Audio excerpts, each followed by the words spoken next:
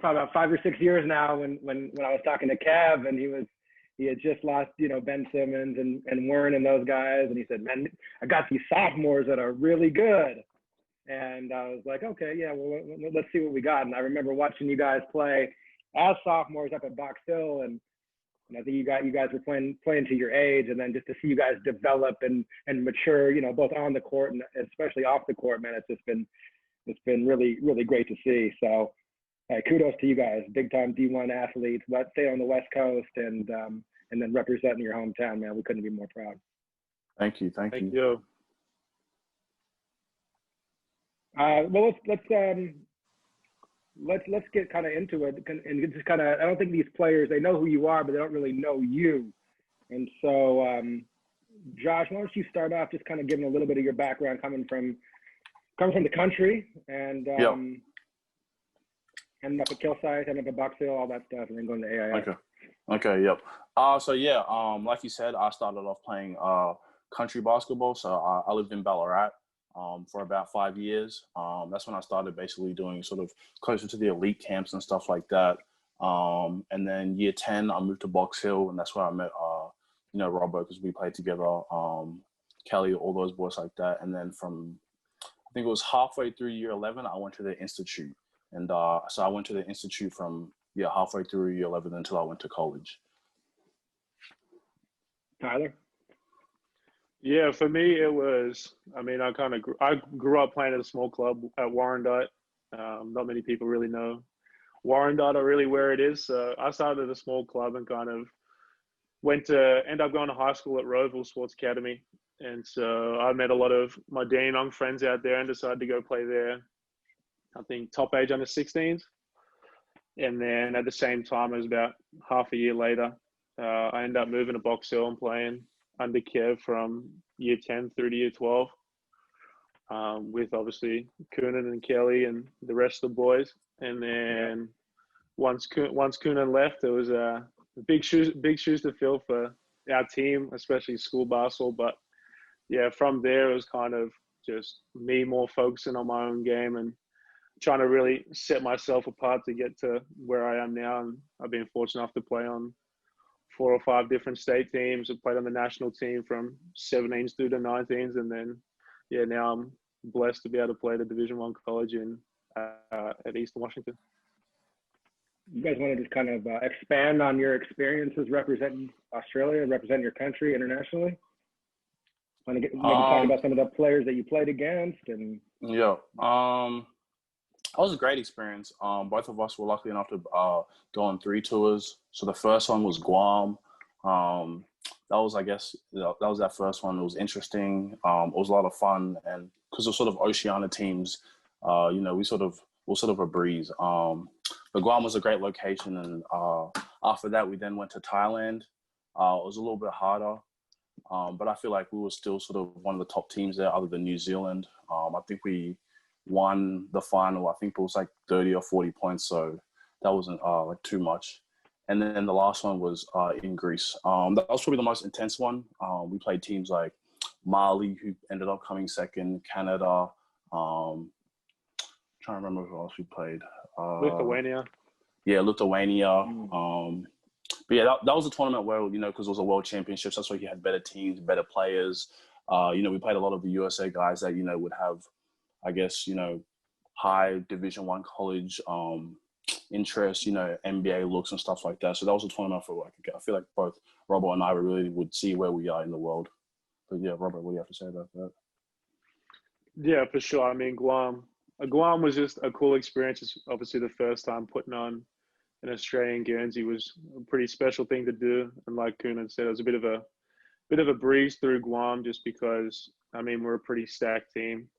And we were throughout the whole 3 years. And then going on to play in Thailand was just a completely different setting in terms of having to put up with the heat. We're playing in like a movie studio that had been transformed into a basketball court. So that was just different playing in that sort of place and that sort of setting.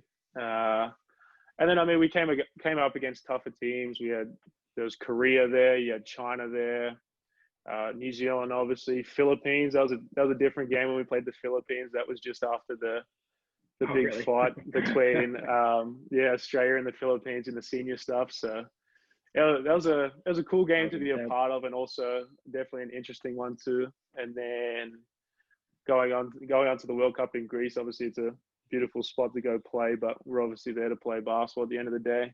And like Kunen said, it was a lot tougher competition, and we kind of got to see where we are in the world. And you obviously see a bunch of different players that you end up playing against in college.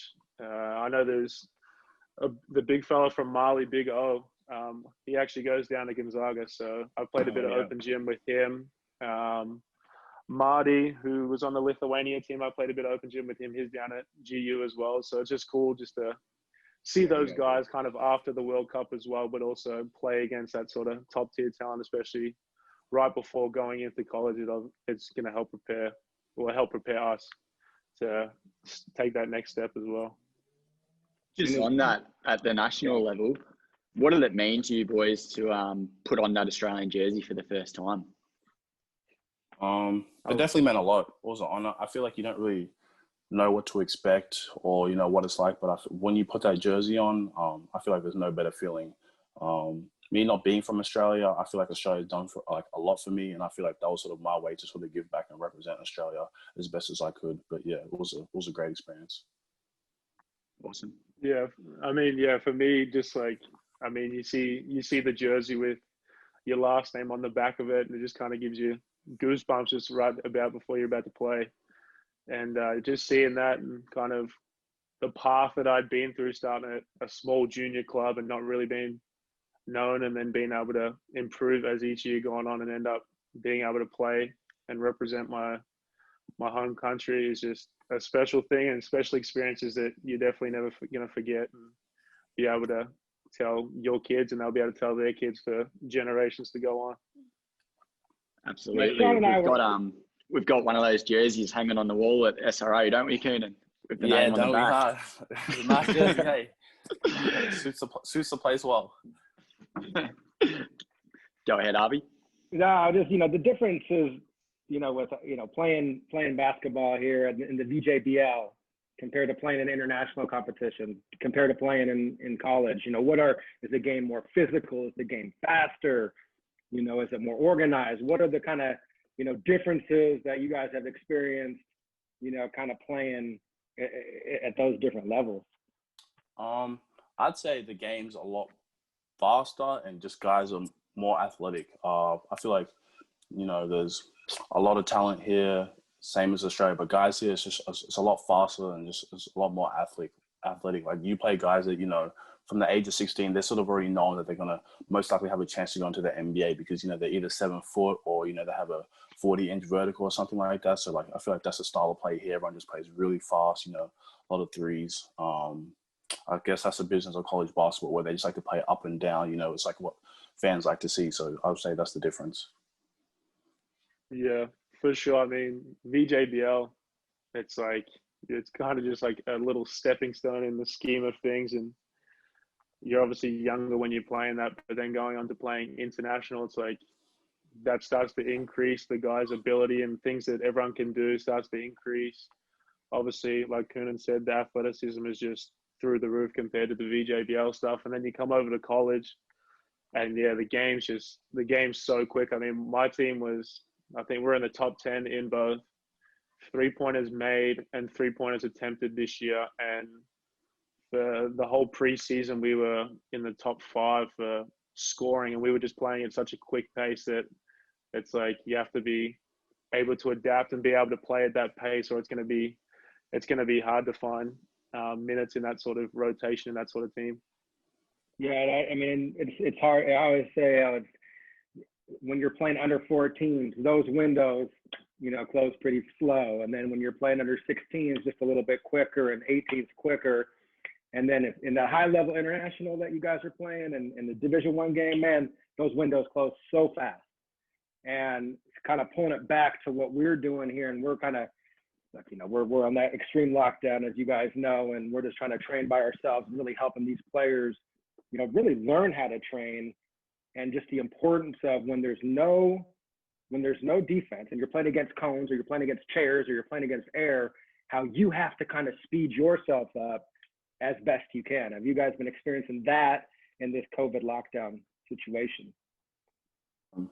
I'd say so. And I feel like, to touch on sort of what the point you did, where when you're playing, like doing drills in cones and stuff like that, like, and I feel like, you two as coaches and trainers and stuff like that, when you push a player to say, go quicker, and we might be like, oh, like, it's not going to matter right now. Like, I can go at this speed. Like, I feel like that's something at a young age that we take for granted, because when you get up to that, college level or the next step, there's another player like you with, the same ability as you. So it's, how much you can take the training that you've done from a younger age and sort of apply it to your own game. But yeah, I'd definitely say you're right.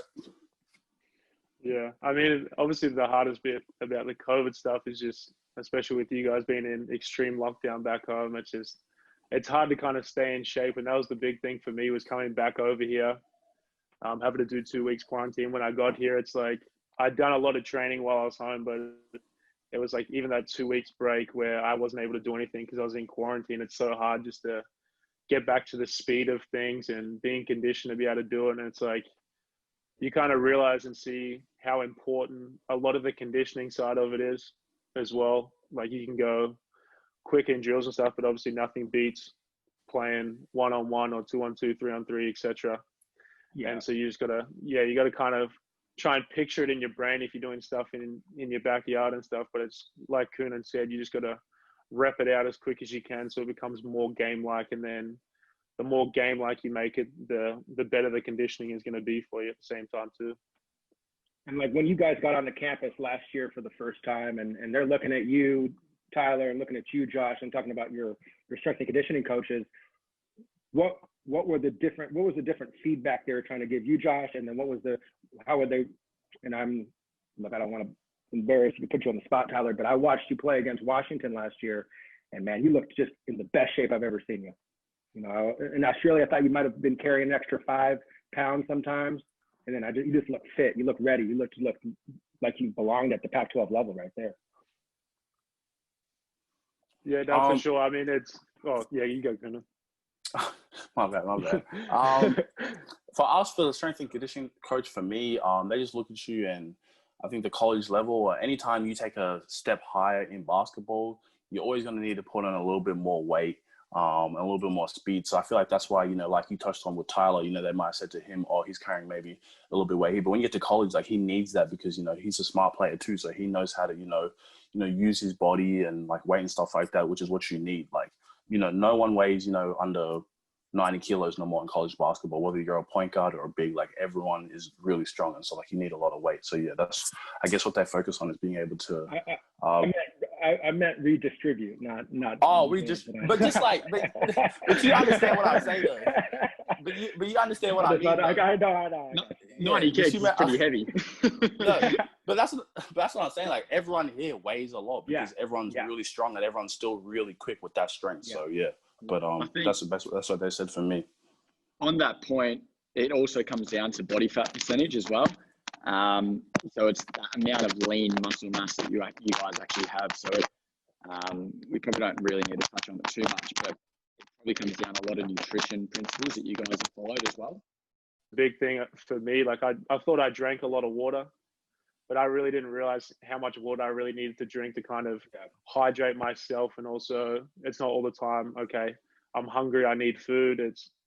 I'm hungry, I need a bit of water to kind of cure that thirst as well. So yeah, my big thing coming here was losing a bit of extra weight and kind of leaning out a bit, to be able to make my first step quicker, my defense better, my first step on offense, to be able to make a move and stuff a lot quicker. So the big thing for me, and the big emphasis over here, is, I think that's a thing. Like, when we're younger, we didn't really have that big emphasis on weights, whereas in weights and strength and conditioning, and then you come to America and it's like kids are doing strength and conditioning and weights when they're 13, 14 years old. So I think Australians have more of an IQ in terms of the basketball side, but just the physical nature and the physical athletes that you have over here is just leaps and bounds compared to what Australia is, just because they're instilled with strength and conditioning from such a young age. And that's where, for us coming in, it's like, you got to try and bridge that gap as quick as you can, to try and get to that level of being able to take the next step after college too. That's something we're really trying to do at the moment and progress in Australia.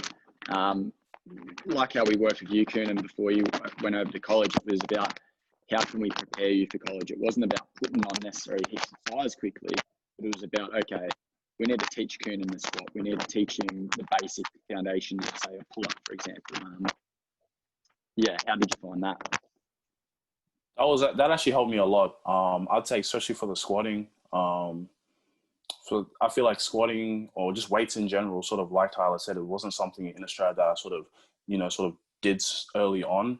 And so I feel like just before I went to college, working with you and sort of just getting the basic technique of a squat really helped me a lot, because, that sort of was the good foundation that I could, when I got to college, be able to build on. But yeah, that sort of really helped a lot. Yeah.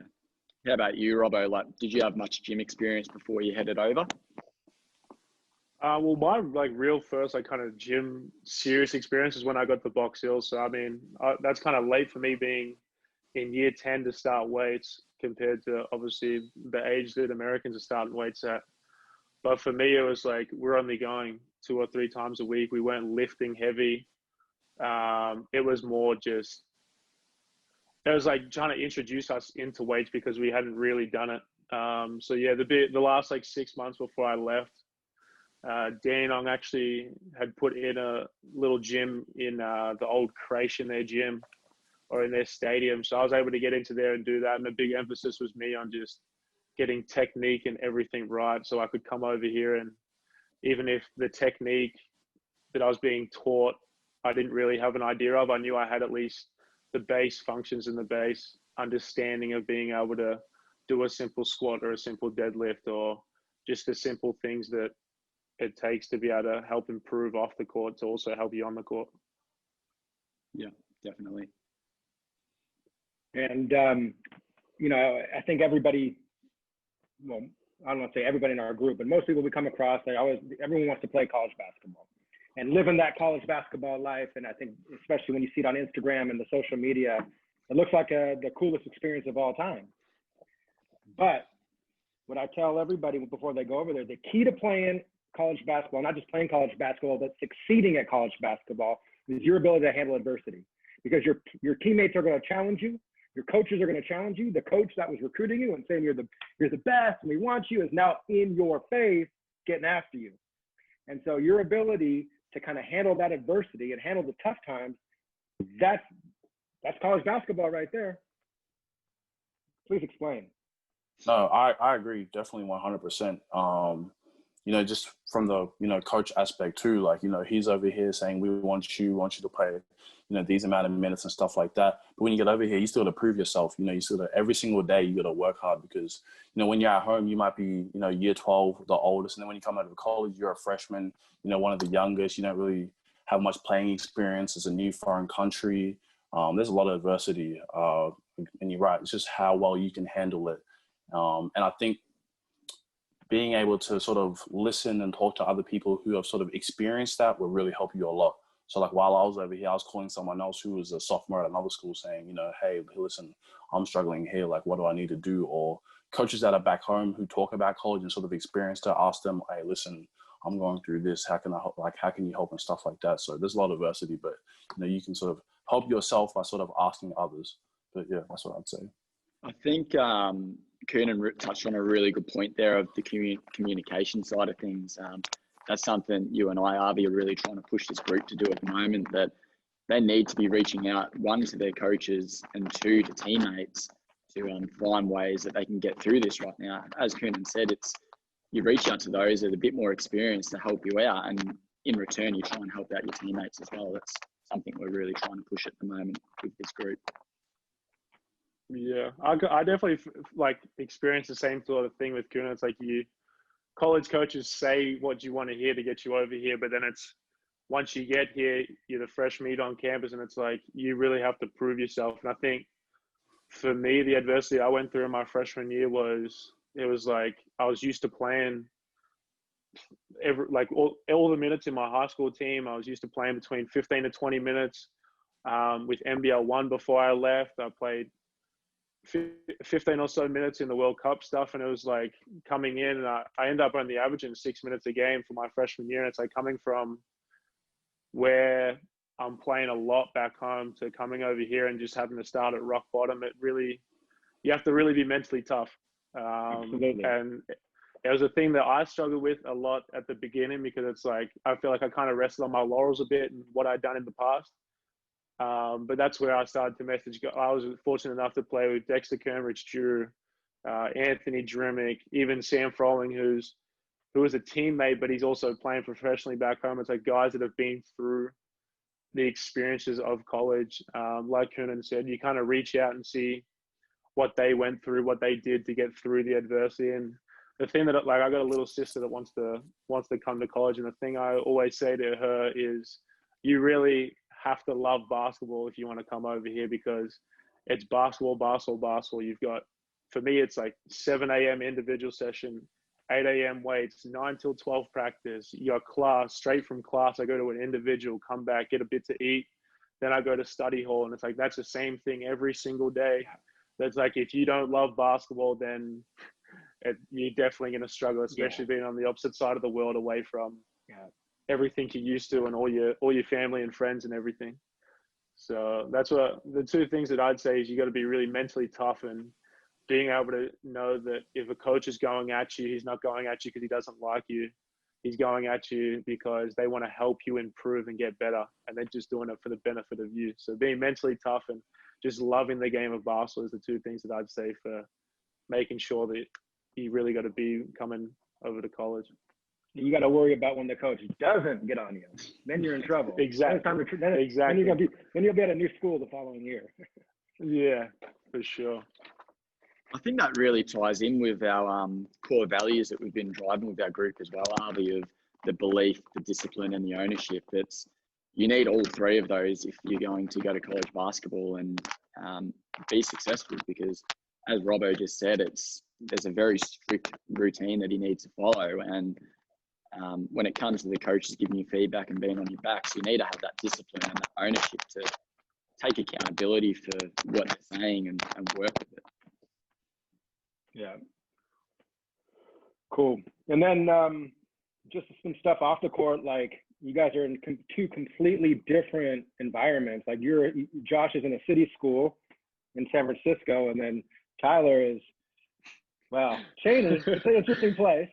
It was it's no Coleman, but it's still not bad. But like, yeah, no, going to a school in the kind of in a rural area to going to a school in a city. How do you guys find your experiences? In the short amount of time that you would have not studying, not basketball, but just kind of some of your own free time. Free time, I think being I'd say the location I'm in is pretty similar to Melbourne. I would say San Francisco is a pretty similar city to Melbourne. It's got its beaches, it's got a suburban area. The Bay Area is pretty big too, so I can go sort of over the bridge, and there's Oakland. St. Mary's is over there, so I have a few people that are friends that I went to at the institute, so they play at St. Mary's. I can go see them at times. But I feel like the cities are, I guess it just depends on who you are. If you're someone who grew up in the city and you sort of like that city environment, then, if you have a school that's interested in you, that's in the city, then, why not? And I guess the same thing for country too. If you're sort of like, not the sort of busy school and stuff like that. I guess it just depends on what you prefer, but I feel like either option is just like good, because really you're here to focus on basketball anyway. But yeah, I mean, for me being in Cheney is definitely a lot different than the Bay Area and San Francisco where Kunen's at. It's I wouldn't say secluded, but I mean it is to an extent. We don't really have much to do, but I also prefer that, because it's like I'm here to study and play basketball, and that's what I can really focus on. There's not all the distractions of being able to go do a whole bunch of stuff that maybe Kunen or some of his teammates can get caught up in. Like for me, being in Cheney, there's not much to do. So, and especially with not having a car either over here, it's like I'm here to play basketball and study, and that's what I can really focus on. But it definitely was hard moving from big city like Melbourne to moving to Cheney, and also the whole snow factor too in the winter. Oh yeah. It's definitely not a warm place in the winter, and you get, Celsius, it'll get down to probably minus 10, 15 degrees. here in the winter. So definitely hard to wake up in the morning. You look outside, it's still dark at 8 a.m., 9 a.m. in the morning. But like I said, I'm here to study, get a degree, and play basketball and try and move on to the next level. So it's kind of good being in a bit of a secluded place. That's what I can really hone in and focus on, is just my game and getting my degree and getting out of here. But even in those weather type scenarios, like you guys are still out and working and training. Like I know later on we're forecasting for a bit of rain, but do you guys find ways to work around the training if there happens to be snow or rain and you've got an outdoor session? Obviously at the moment you would have had more benefit of being able to get indoors sometimes, but how did you find that? I guess for us being in a city, we don't really have too many situations where there'd be snow or something like that. I think the only one lately was it was air quality because of the fires. Yeah. Robert would have a similar situation, but the air quality over here was, even though it wasn't even close to Oregon, was horrible. I think it was 190 when it's supposed to be around 10 or something like that. So I think that for us was the only situation where we had to not be able to train because of air quality, but anything else, you're always training because you're indoors anyway. But they have a really big focus on here on sports, like no matter sort of what the weather's like. But it was more for us, like, because obviously you can be indoors and everything. We had a few days where we were snowed in for classes that we couldn't get around to, but we still had practice on those days. And even times where we didn't have weights, we have an aquatic center right connected to our gym, so we'd go swimming. Then we got an indoor track, so we could do different conditioning stuff in there. So we weren't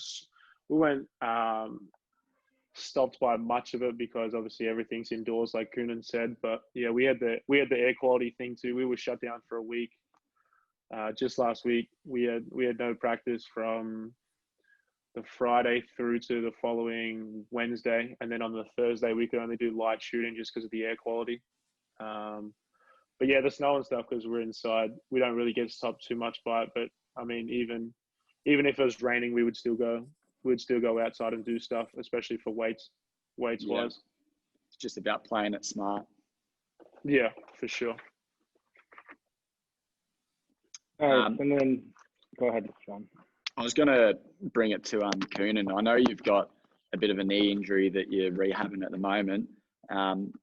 Talk us a little bit through that and where you're at and how you're finding it. Okay. So it was actually, I think it was from 3 days ago. Because it's Monday in Australia right now. But yeah, from 3 days ago, that's been 6 weeks since I had my surgery. So I had a torn meniscus. So right now I'm in, 6 weeks of rehab.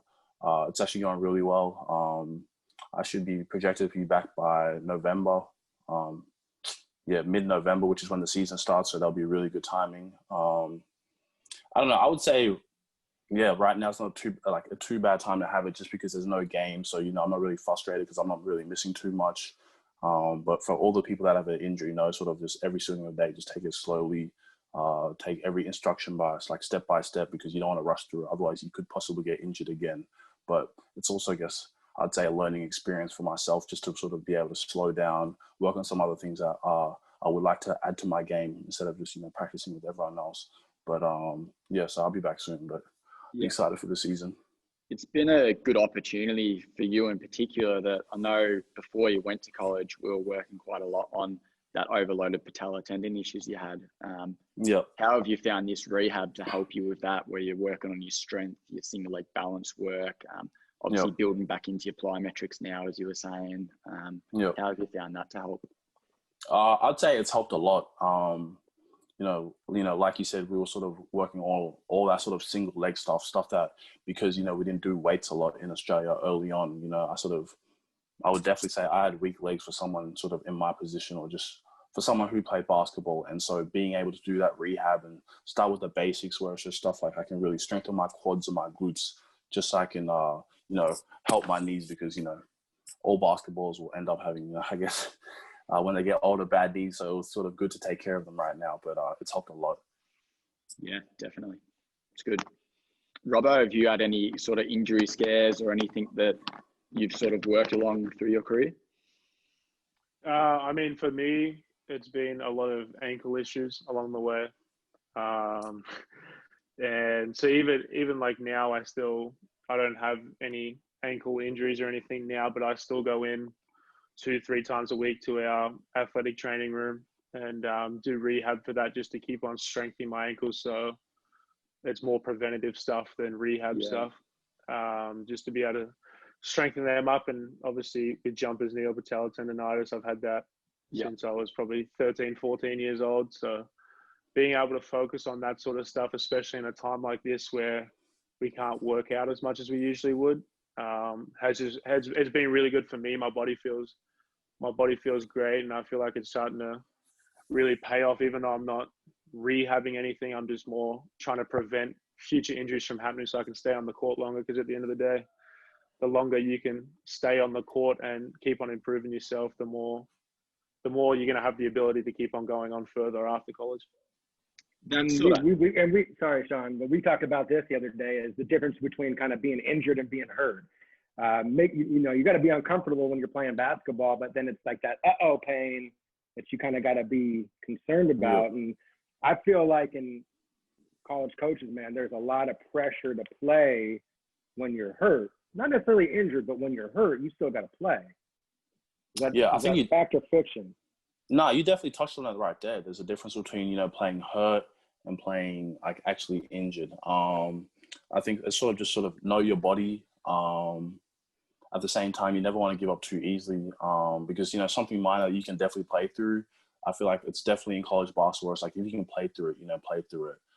But there is a fine line between, playing through an actual serious injury, not sort of like what I said. You sort of just got to know your body and sort of know your limits, because you never want to, play yourself and tear an ACL, because it's just never worth it or anything like that.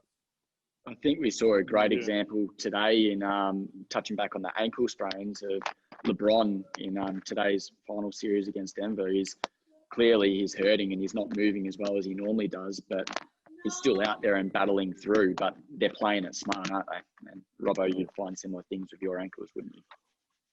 Yeah, for sure. Like I had a few times last year where I rolled it in practice, and I'd have my position coach come up to me and say, if you can keep playing, but if it's serious enough, then sit out. And it's kind of like, it's also that mental toughness thing of how hurt are you really? It's like I've had some bad falls over in practices and stuff right before our Big Sky tournament. I went out for a rebound and my legs were taken out from underneath me, and I landed straight on my shoulder and just the whole right side of my body.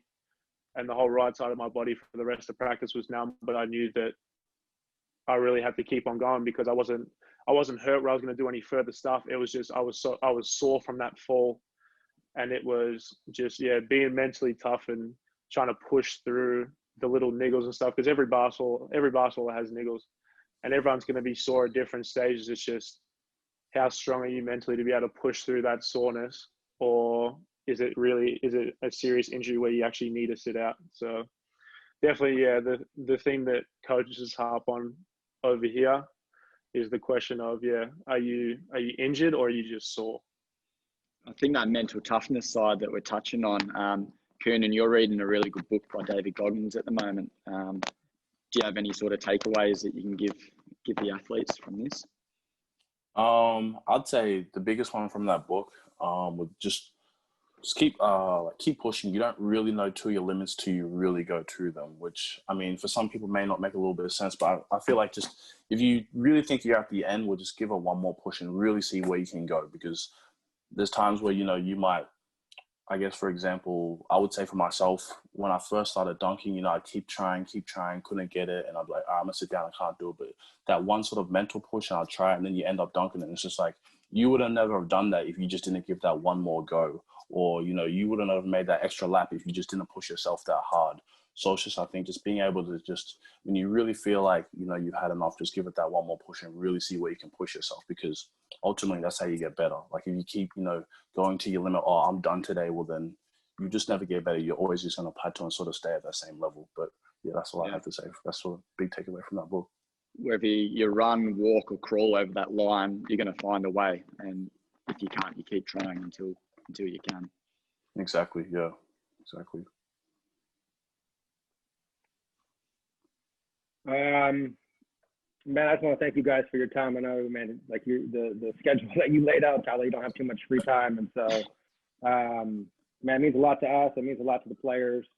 And I'll tell you the one thing, and the great Tony Bennett would always talk about when he recruits players, he looks at 3 different aspects, one of them being skill, one of them being athleticism, and then one of them being character. And he will only recruit you if you have 2 of those 3 characteristics. And one of them has to be character. And the one thing I can say about you 2 guys is knowing you guys growing up, man, you guys are great human beings, great people. And whether, you know, you make it to the NBA or not, whatever happens in your basketball career, I know that, you know, 20 years down the road, when you guys are done playing, maybe 25 years for you, Tyler, because you got that old man game. You know, I know that you guys are going to be successful in life, and that's what it's all about. So, hey, keep representing. Sean, if you have any final thoughts, man. No, I think Avi's touched on it perfectly. Both of you boys, we have a lot of time for the both of you, because you both definitely have that character side that Avi was touching on, and we as coaches really appreciate that.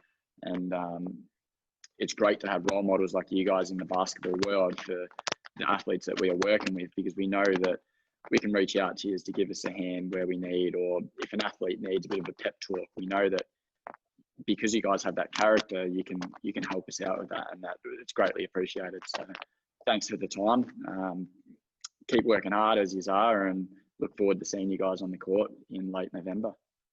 Thank you. You guys on TV Appreciate again. this a lot. Anytime. Yeah. Thank you guys Thanks, for having us. And yeah, just one thing before we go, I just want to say, any of the athletes that want to reach out, I'm always happy to talk. I mean, I've had a lot of good role models and people that have helped me from a young age. So I'd love to give back to anyone who wants to reach out and talk. I'm happy to talk about, whether it's just life, whether it's basketball, anything you guys want to talk about. I'm more than happy to talk to anyone, because like I said, I've had a lot of good people since I was young, and so I'd love to give back to whoever needs it. Awesome. Appreciate it. All right, boys. We'll speak to you soon. Thanks, guys. Thank you very much. Thank you.